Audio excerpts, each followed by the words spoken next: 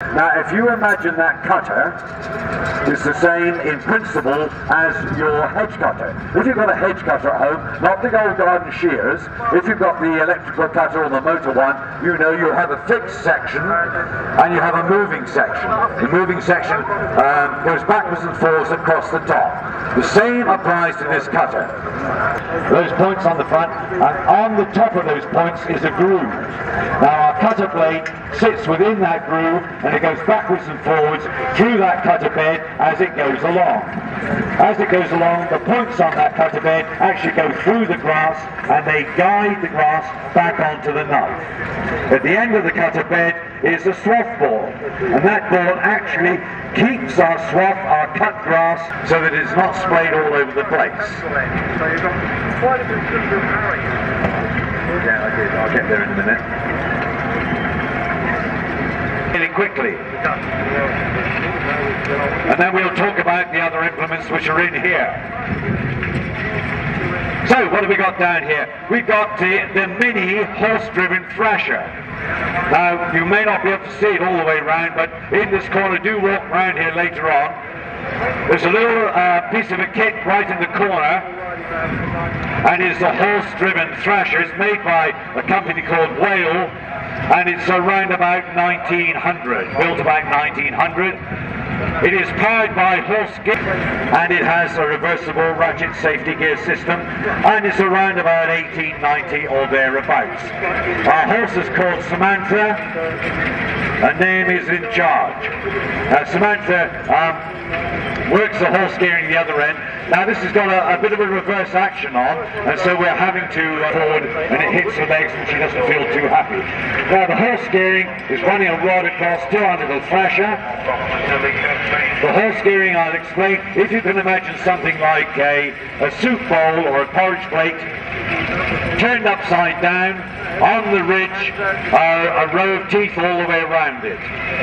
As our horse Samantha goes round, she's turning that soup plate, she's turning that disc, and that is connecting with a rod which runs right the way across to our thrasher. Now this is a mini thrasher.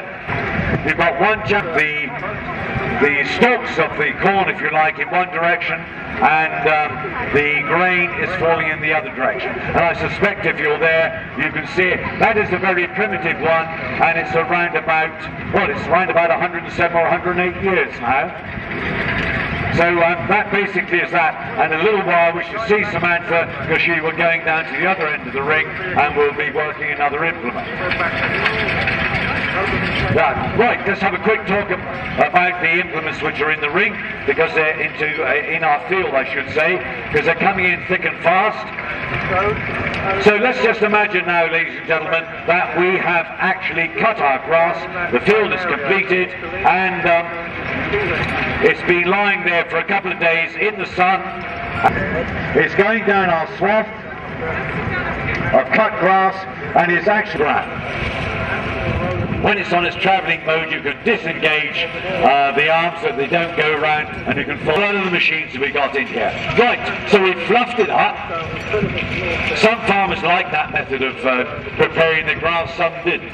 Some said, well, you know, we don't want to put the tedder in because it actually beats the crop about, knocks all the leaf out, and doesn't do it any good. Others say, brilliant. I think from memory he's about 13 years old. No, 17 actually. He's 17. Now they're doing exactly what the name describes again. It's wheel driven, and you can see on either side of Simon are two new lands. And by doing that process, our techniques. So that is a Nicholson hay turner, and there will be another hay turner which we'll show you in a minute. And again, the name describes it very well. As you can see, the rake is slightly offset.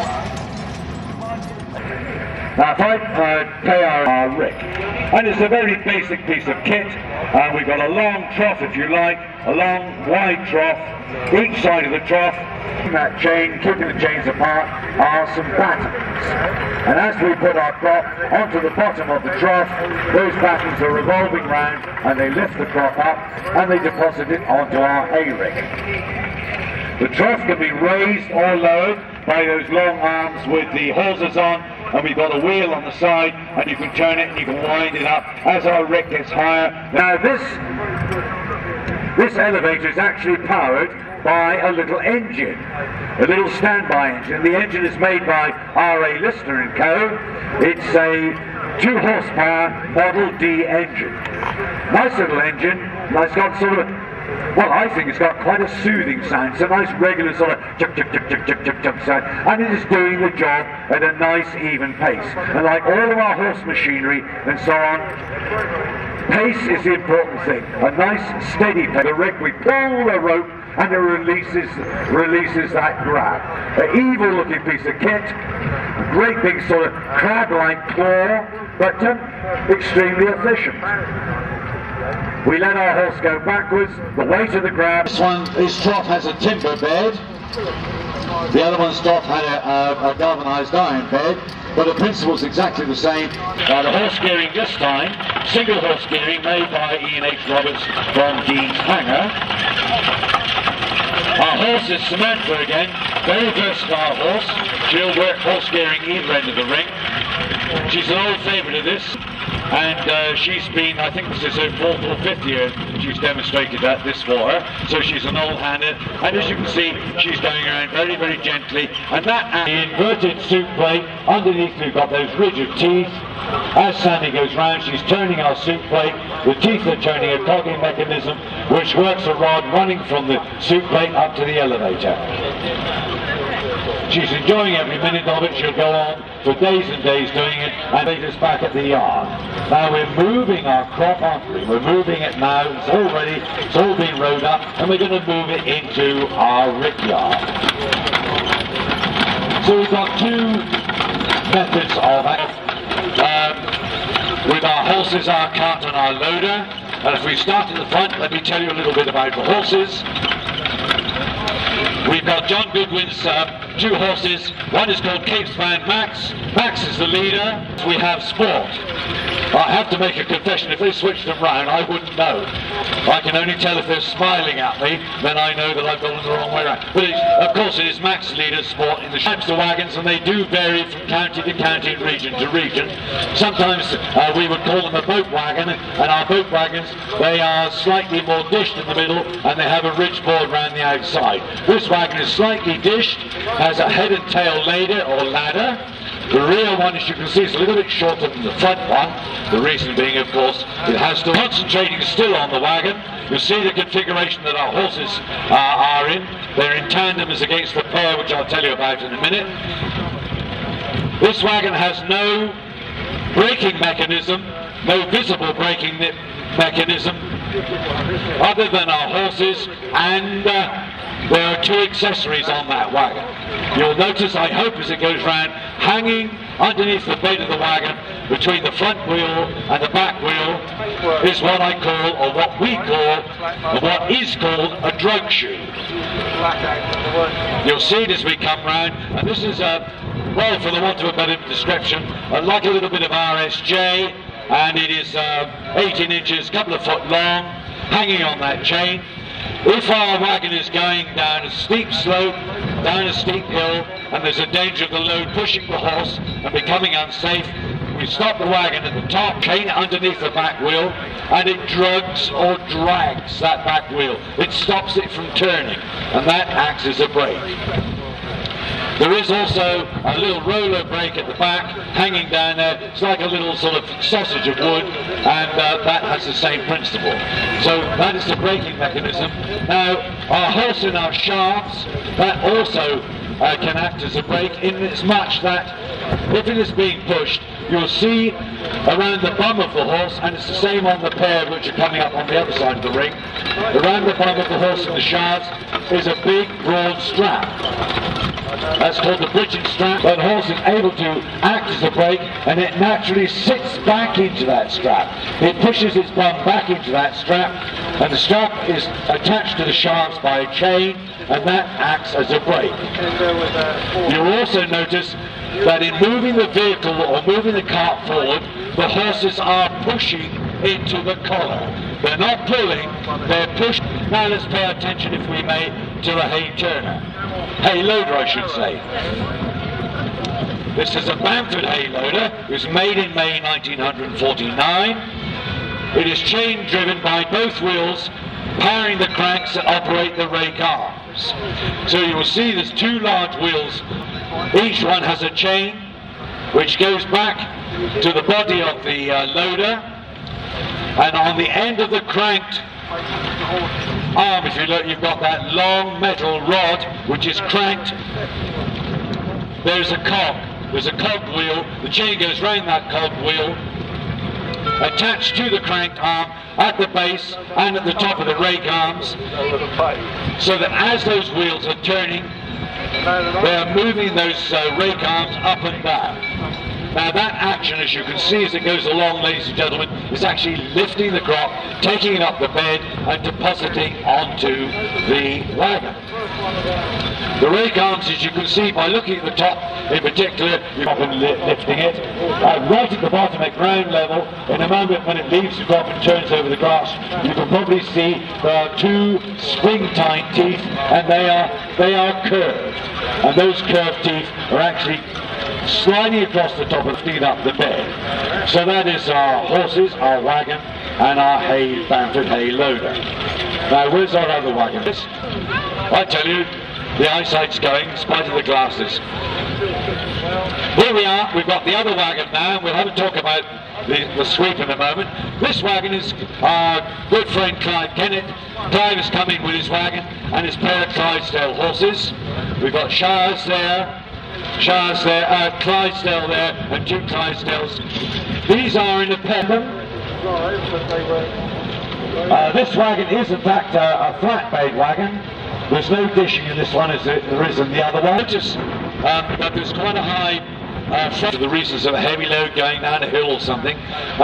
We turn that little wheel, and you will notice just in front of the back wheels there's a wooden block. By turning that little wheel, it applies those blocks, all those pads, against the rim of the back wheels, and that acts as a brake. And of course you can increase or decrease the tension by how much you tie those wheels, turn that little wheel. If Clive was actually picking up a crop, he would of course be driving it from the sun. Now this wagon can also, if we require, have a drug shoe if we want one, and also you remember the broad straps that I mentioned behind the horses' bums. They have the broad breeches as well, and they can sit back into those straps if that is required. So that's two different types of wagons. This one, if we were loading it, what would happen is it hasn't got a big Bamford loader on the back. We go along the side, and you'd have a couple of men with pitchforks, and they would pitch the hay. Now we've got another method of which we're using to take our hay back to our rick yard.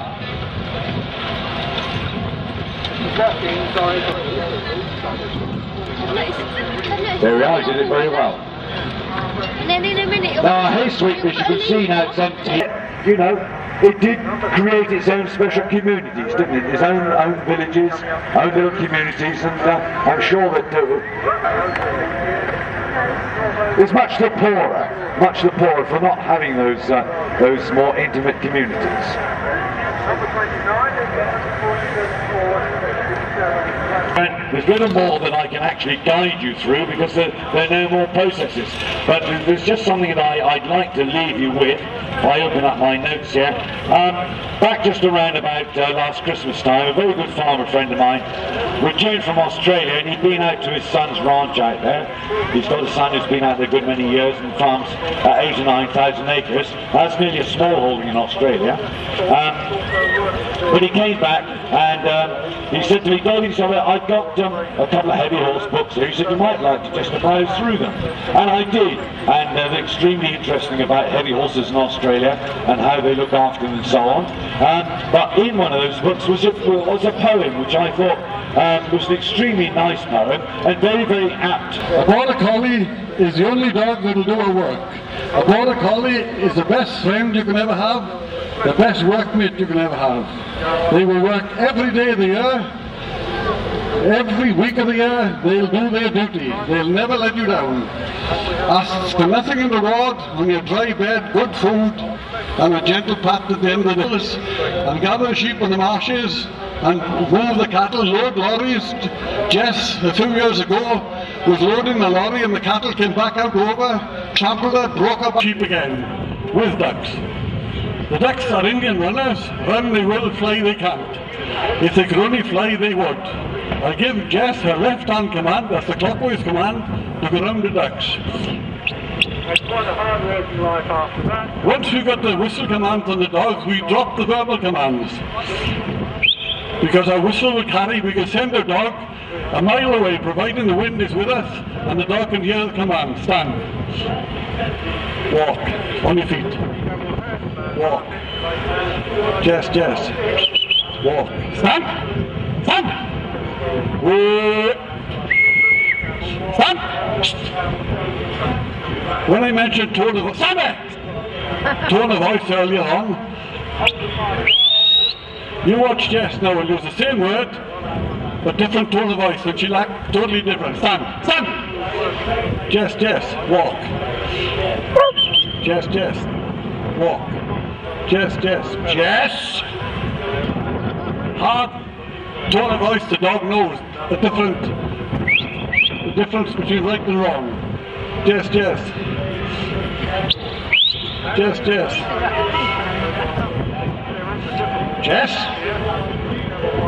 Walk. On your feet. It doesn't matter with sheep, cattle, whatever stock we move, this is how the dog will move on. If you should 100 sheep stand there in front of her, this is how she'd move them. Well, stand there, stand.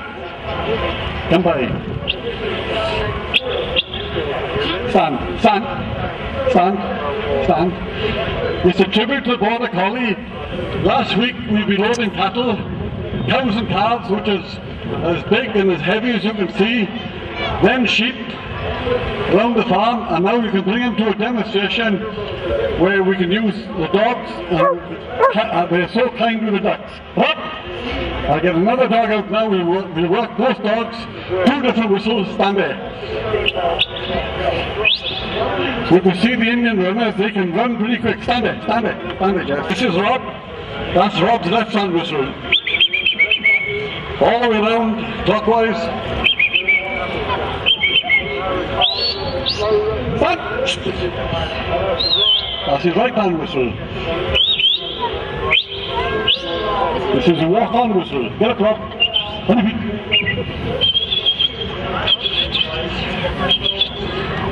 Rob. On your feet, Rob.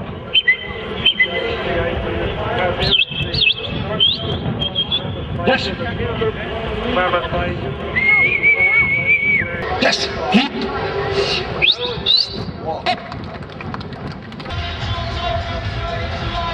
Lights. Let's have some lights.